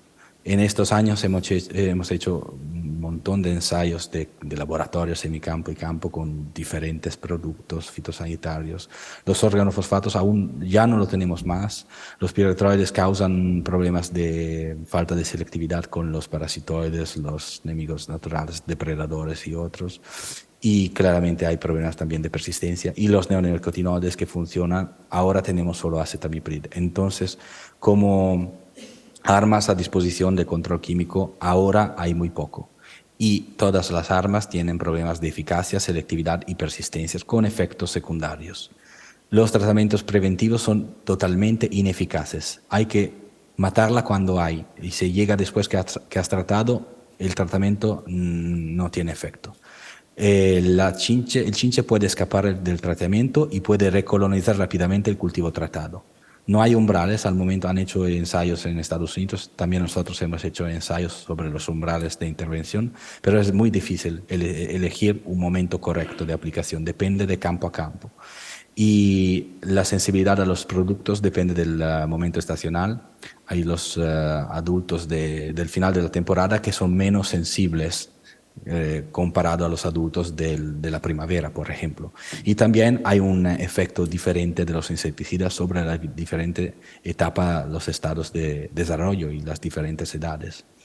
Lo más importante, los adultos pueden también recuperar movilidad y vitalidad después de un tratamiento. Esto lo hemos visto en campo y también en laboratorio. Además, tenemos problemas de comercio de las frutas con los residuos de productos fitosanitarios. Así que el medio químico se utiliza, pero tiene algunos efectos colaterales y no es así eficaz. Un aspecto muy, muy importante cuando se elige el manejo de la Aleomorpha alis, del chinche asiático, es conocer el alrededor de la finca que queremos manejar. Porque todos los sitios de hibernación, todas las fuentes de infestación, hay una soja cerca de un frutal, hay un sitio con un contexto agroecológico de plantas espontáneas o un jardín, un parque, un bosque cerca de un cultivo. Esto todo juega un papel clave en el control, todo afectan a la presencia, a la distribución, a la llegada, a la salida de la chinche de nuestra finca. Y pueden ser un problema o también pueden ser una oportunidad. Control racional, el control integrado tiene que considerar diferentes partes, diferentes contributos, desde el control biológico, con depredadores y parasitoides, en particular los zoófagos, barreras físicas, las mallas, redes antigranizo, los monofilas, monobloque y otros, el control químico con los interventos insecticidas también, que pueden ser de diferentes formas. La utilidad de las feromonas, esta feromona de agregación, con métodos de attract and kill, push and pull, mass trapping, el trampeo masivo. Estamos en esto como experimentación. Voy a hablar un rato de lo que estamos haciendo. Cultivos trampas y otros productos repelente o con actividad disuasoria u otro. Por ejemplo, en Estados Unidos han hecho esta gestión perimetral tratando más el perímetro y esto también nosotros lo hemos ensayado y puede pasar que es eficaz, siempre depende del contexto.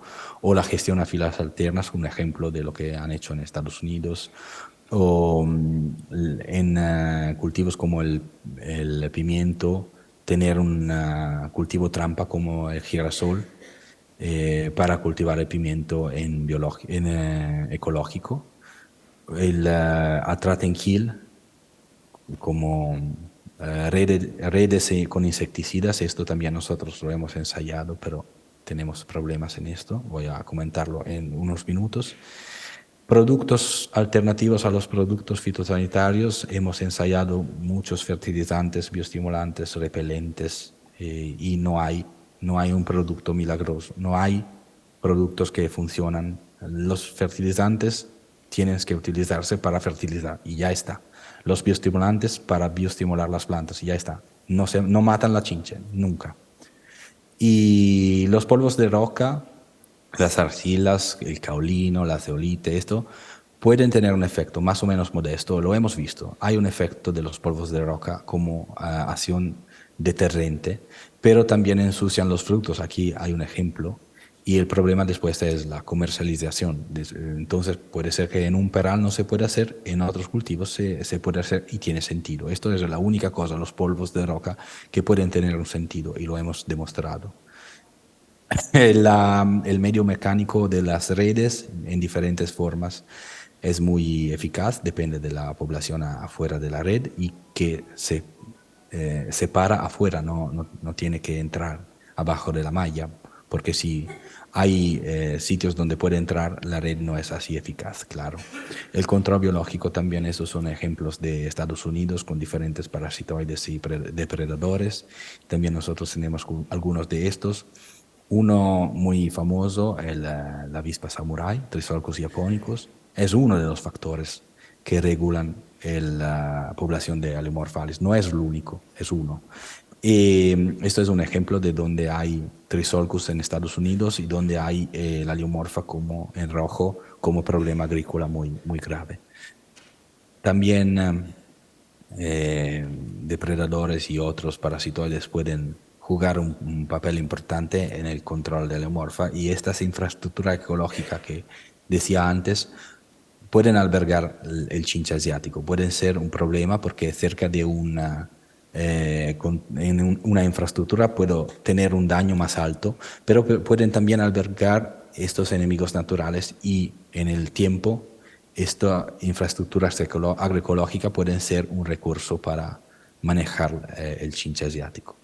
Otras cosas que merece la pena mencionar es esto, por ejemplo, es un hongo entomopatógeno, una microsporidia, descubierta en Estados Unidos al final de los años 60, en comienzo de los 70, un nosema. Joe Maddox es un naturalista de Estados Unidos que encontró esta microsporidia que mata algunas especies de chinche, incluida Aleomorphalis. Los americanos están estudiando esto como potencialmente una forma de manejar las poblaciones también. Hay muy poco tiempo, pero quiero hacer muy rápidamente un focus sobre nuestro caso específico, hablando antes más en general, ahora voy un poco más en detalle en la parte italiana. Ya he mencionado que ha llegado probablemente al comienzo del 2015, 6, 7, 2005, 2006, 2007, más o menos en Italia. En Emilia-Romagna la primera vez la hemos encontrado en el 2012. 3 años después, 2015, hemos encontrado los primeros daños en los frutales. Y en 2-3 años, desde el comienzo, hemos encontrado el chinche asiático en todos los sitios. Aquí para decir que hemos hecho un monitoreo muy preciso sobre la difusión de la leomorfa en los años 2015, 2016, 2017, y hemos visto cómo se puede desplazar muy rápidamente en forma pasiva más que en forma activa. El problema, claro, es principalmente en los frutales, en los cultivos de frutales, que hay producto que no se puede recolectar. Si no lo cosecha, hay un problema también en el almacén, porque hay una caja vacía y esta caja vacía va a parar la cadena que hay después. Problemas de logística, de mano de obra, de empaque, y hay costos fijos que se quedan sin producto para vender. Lo que ha pasado, por ejemplo, solo en el 2019, esto fue el año más terrible, en Emilia-Romagna más que 270 millones de euros de daño de chinche asiática. Solo en el norte de Italia, entre octubre y noviembre, hemos hecho una estima de más de 356 millones de euros de pérdida económica y casi 500.000 días de trabajo perdido en el almacén. Cultivos como, esto es el peral, un ejemplo de diferentes cultivos de pera. En el 2018 la producción de Emilia-Romagna y el 2019, que es la mitad, casi la mitad o menos de la mitad, por la chinche, solo por la chinche. Aquí es un ejemplo del daño que puede causar a los agricultores, entonces, particularmente por los frutales en el norte de Italia. Esas son algunas de las regiones italianas. En el 2019, más que 740 millones de euros de daños y además pérdida de días de trabajo, días laborales para el post cosecha. Entonces, primera cosa, es muy peligrosa también de un punto de vista económico para la sociedad, y hay que manejarla también utilizando inversiones económicas públicas. Esto es un ejemplo de Emilia-Romagna. Después del 2017, 18, 19 han empezado recursos con créditos para los agricultores, financiación de las redes y también produciendo el antagonista por el control biológico y, claro, proyectos de investigación en lo que estoy también yo. No me voy a parar en esto. Esto es un ejemplo no hay datos actualizados, lo siento. Si os interesa puedo tomar los datos de los últimos 2-3 años, pero diferentes tipos de malla, una adaptación de una red antigranizo, poniéndola con red alrededor, es una inversión económica de 2.000, 3.000, 4.000 euros, no es demasiado. La creación de un monobloque desde cero es una inversión de 20, 25 mil euros. Y la región Emilia-Romagna, el público, ha fornido recursos para los agricultores, para proteger los cultivos. También ha fornido recursos para la reproducción del antagonista, porque hemos tenido la posibilidad de criar el parasitoide. Y estos son ejemplos de proyectos públicos. Estos 5 son proyectos en los que estoy también yo, de diferentes tipologías para la gestión de chincha. Voy a hacer muy rápidamente por el tiempo que tenemos, y después quiero dejar un rato para las preguntas, algunos ejemplos de lo que estamos haciendo en términos de experimentación y también en campo con los productores. Esos son 4 proyectos públicos: Cimice.net, Alibio, Atratenquil y Alien Stop. El primero es la creación de una red de monitoreo con trampas, esta Agbio que hemos visto ya, estandarizando la metodología de recolectar los datos y suministrando una información gratuita en tiempo real a los agricultores, y con el final de relacionar también datos de diferentes formas y todos juntos. Técnicos asesor de defensa vegetal que están en el proyecto, van en el campo y con trampas georreferenciadas van a tomar los datos de captura. Y estos datos con los informáticos se van a unir con datos del andamiento meteorológico, de la lluvia, de la temperatura, de lo que sea, datos del utilizo del suelo, de la presencia de aguas y otras tipologías de datos, para tener una visión holística de la problemática. Y esto es un ejemplo de lo que tenemos puntualmente por cada trampa o por todas las trampas de una provincia o por las diferentes provincias de Emilia-Romagna, con producción de boletines de alerta semanales y también la creación de un dato histórico, una base para el desarrollo de un modelo fenológico de previsión, que estamos en esto trabajando. Un segundo proyecto es voy a acabar en 2-3 minutos máximo, el de los parasitoides, porque hemos encontrado en el 2018 el Trisolcus en la naturaleza. Entonces, con un proceso de cambiar las normativas, las leyes, hemos podido hacer una suelta de estos parasitoides. Desde el 2020 hemos sueltado 66.000 parasitoides Trisolcus japónicos en Emilia-Romagna, esto solo en nuestra región, también otras regiones han hecho lo mismo, y esto se ha hecho también en otros años, 2021 y 2022. Aquí vemos el del año pasado, porque este año aún tenemos que poner junto todos los datos de la temporada. Del año pasado, 47.000 huevos de aleomorfa y el 24% estaba parasitizado. Entonces tenemos una parasitización que es casi un cuarto de los huevos que se encuentran en el medio ambiente, en la naturaleza. Es muy interesante. Y si vas a ver los datos 2020-2021, la mitad de los huevos que hemos recolectado del paisaje agroecológico sacaban aleomorfales, entonces se desarrollaba aleomorfa. La otra mitad, más o menos 40-45%, de los huevos no se van a desarrollar, porque no se eclosionan, porque están depredadas por los depredadores o hay un parasitoide. Y esto es muy prometente, el control biológico es muy, muy prometente, pero desde el 2015 estamos aquí en el 2020. Entonces ha tenido 5 o 6 años para llegar a este punto, con parasitoides autóctonos como Anastatus bifasciatus, otros alóctonos como el Mitsukuri, que no estaba en Italia, ahora está, el Japonicus, que ha llegado naturalmente y además lo estamos añadiendo nosotros. El Atratenquil, hemos hecho como Atratenquil ensayos en diferentes años con las redes de malla con insecticida. Ahora estas redes con alfa-cipermetrina están revocadas, no es posible utilizarla en Europa. Entonces lo que era el Atratequil, un proyecto de manejar la chinche matándola, atrayéndola y matándola, se ha convertido en un trampeo masivo. Y estamos en esto, es muy prometente, los datos de los últimos 2 años son muy prometentes con el mass trapping.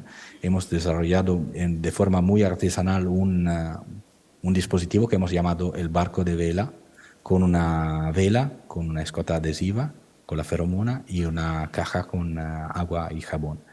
Y estamos desarrollando con los agricultores en un proyecto esta tipología de trampeo masivo, el mass trapping, que nos da los datos son muy interesantes, pero aún está experimental. Las redes, otro proyecto es sobre los medios de control directo e indirecto, como las redes, y no me voy a parar, puede ser que si hay preguntas después volvemos en esto de las redes. Las perspectivas futuras de control, es claro que las armas químicas son muy pocas, ahora menos que antes, muy poco eficaz, muy poco sostenibles y con muchos efectos secundarios negativos. El control biológico, en lugar, necesita muy tiempo, pero es muy más prometedor y puede estar también afuera de los cultivos. Esto es lo más importante. El control físico se queda uno de los medios más eficaz, con una eficacia muy satisfactoria cuando es bien hecho, los de las mallas. Pero también si hay un nivel muy elevado de infestación puede ser que la eficacia no es total y puede tener también efectos secundarios, tener los cultivos, los frutales bajo de red. Otros métodos, estamos evaluando otros métodos, pero lo que están haciendo los productores es confiar en el control biológico, que es eficaz, lo hemos visto, lo estamos viendo, el control químico, lo que se puede hacer, y el físico, donde se puede. El aspecto muy importante antes de acabar es conocer la dispersión espacial y temporal del chinche asiático en el medio ambiente, porque hay que hacer una gestión area-wide integrada, donde no se puede fijar sobre un singolo bloque de peral o de manzano o lo que sea, melocotón, sino tampoco en una finca con diferentes frutales. Es una gestión del territorio con una visión holística, porque esto es un bicho, es una plaga de paisaje, no es específica de un cultivo, es en todo el paisaje. Hay que descubrir otra vez los conceptos de agroecología que hemos estudiado en la escuela, porque el programa de gestión necesita que ser area-wide, integrado y participativo.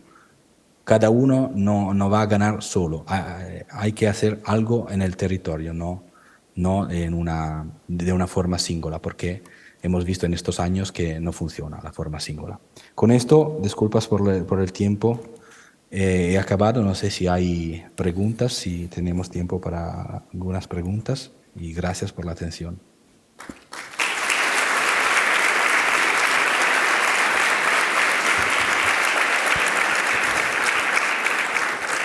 Gracias Michele, ha sido perfecto, te hemos escuchado como si hubiese estado aquí. Y no sé si hay alguna pregunta, tendrán que ser breves porque llevamos un poco de retraso, pero os pido brevedad en la pregunta y brevedad en la respuesta, si es que la hay.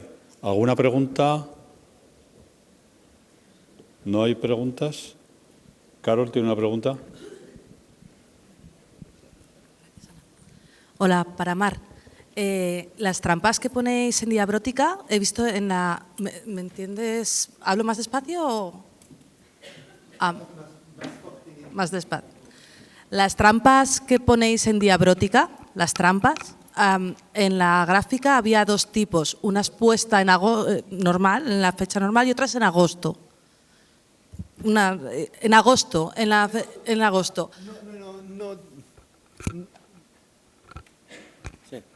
Sí, no depende del mes, depende de la... Hay que repetir porque no he escuchado. Espera, un segundo. No se oye. Era una pregunta para el ponente anterior que habla sobre diabrótica virgífera y le preguntan cuándo colocar las trampas para el monitoreo de diabrótica, ¿vale? Ok, perfecto. Tenemos dos tipos de trampas. Es una utilización del modelo que existe en los Estados Unidos.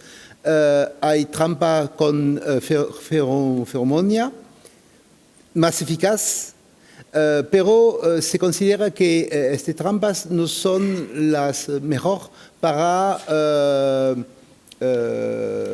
definir la lucha. Las trampas con feromonas son para detección. Saber si el insecto, el diabótica, es en el campo, en la región del campo. Para la lucha, los mejor tipo de trampas son las trampas amarillas. Son pequeñas plaquetas que ponen en diferentes partes del campo, sobre el pie de maíz también, y cuenta. Es posible de hacer la lucha con los trampas con feromonas, pero no es más significativo de la presencia del adulto. Más eficaz para detectar, pero no representa. Al principio ponemos trampa con feromona. No es un problema durante el año, es un problema siguiente el nivel de infestación en la región. Primero, detección con las trampas con feromonas, y después que la población de diabótica crece, ponemos, es el caso de la región Alsace y de la región Rhône-Alpes, la parte de Francia más contaminada. Ponemos las trampas, trampas amarillas, 10 en el campo, y la estrategia que definía, sigue el nombre de captura con rotación, con insecticidas granulas en la línea de siembra y nematodos cuando la método será perfectamente definida. Y actualmente tenemos, tenemos también actividades con azadiractina, granulos de azadiractina. El problema es el costo de la azadiractina y la cantidad de azadiractina que tenemos de poner en la línea de siembra. Son los trabajos de mi colega en Hungría, Joeskis, y sus compañeros.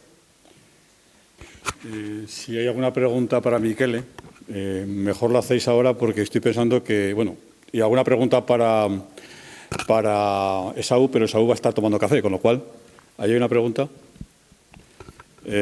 Si no escuchas... Sí, es para Miquel esta pregunta. Era que en cuanto a la protección con mallas, ¿qué tipo de mallas se usarían? ¿Has escuchado la pregunta, Miquel? No se oye. Pregunta Si puede que repetirla, por favor. en la protección, dándola por hecho una protección con mallas, ¿qué tipo de mallas utilizáis? ¿Qué tipo de mallas utilizarías? Bueno, puede ser que voy a poner también la presentación. Claro que diferentes mallas pueden contribuir diferentemente a la exclusión del chinche asiático. Depende de que si hay ya una malla arriba del frutal o si hay que desplazarle una nueva. Por ejemplo, la malla antigranizo, aquí. La malla antigranizo no es la mejor. Es claro que abajo de malla antigranizo, solo arriba, hay una posibilidad de entrar por la plaga, por todo el perímetro. Pero la plaga también se para en los metros cerca del borde. Entonces, abajo de la malla antigranizo hay un daño en el borde, en el perímetro de la finca, del campo, pero no en el interior. No le gusta demasiado estar bajo de malla. Cuando hay una malla como monobloque, puede ser que la vas a cerrar con el chinche en el interior. Entonces hay que tratar en el interior, porque si te olvidas de tratar, puede ser que hay desarrollando chinches abajo de malla y se van a desarrollar. Es claro que los diferentes tipos de antigranizo, alcarpó, con diferentes tamaños en milímetro de 4, 2, 5 milímetros, aquí puedes ver diferentes opciones, pueden permitir la entrada de formas más o menos pequeñas. Es claro que el mejor control está con la monofila, esta de la singola fila, con el alcarpó, porque esta es lo que permite proteger cada singola fila del frutal, pero es también la más complicada para manejarla con los tratamientos y la cosecha y otras operaciones. Lo que puedo contestar de esta pregunta es importante ver lo que hay también afuera de la malla, porque si afuera de la malla hay un sitio de donde llegan de forma muy consistente, un sitio donde hay hibernación de la plaga, donde hay una fuente de infestación muy importante, la malla es muy necesaria. Si afuera no hay otros cultivos huéspedes, hay una situación donde la presión es muy baja, puede ser que basta la malla antigranizo arriba y ya está. Depende del contexto, depende del contexto agroecológico.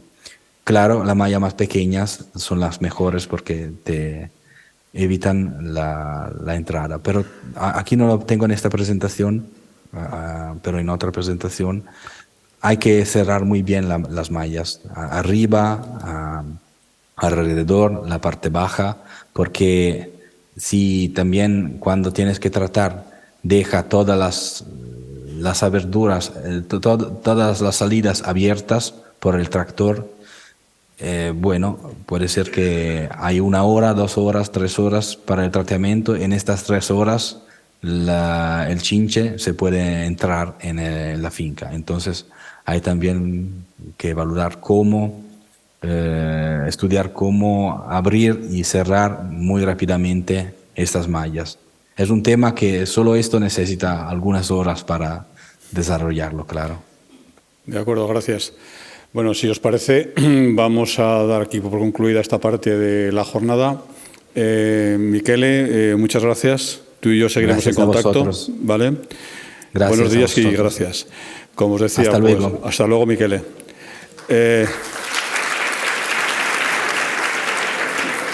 Bueno, tenemos ahora, por gentileza de Singenta y de Garciales, nos han preparado un café fuera y os pediría que en un plazo no mayor de media hora, 30 minutos, volviésemos aquí porque vamos con un poco de retraso. Con lo cual, media hora de descanso y volvemos, ¿vale?